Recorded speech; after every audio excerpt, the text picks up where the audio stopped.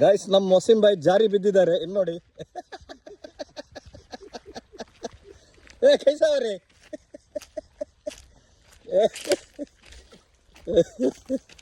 ನೋಡಿ ನೋಡಿ ನೋಡಿ ಎಂತಾಗಿತ್ತು ಮಲ್ಲಬಾಯ್ ತಿಂಡಿ.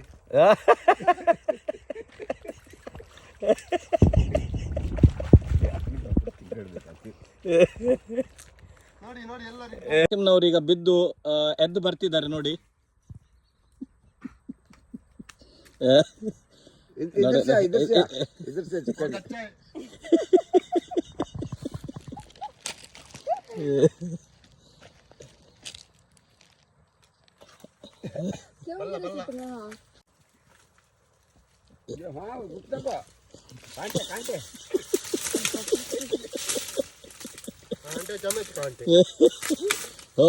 ಅಂತೂ ಇಂತೂ ವಸೀಂ ಭಾಯ್ ಬಿದ್ದು ಎದ್ದು ಬಂದಿದ್ದಾರೆ.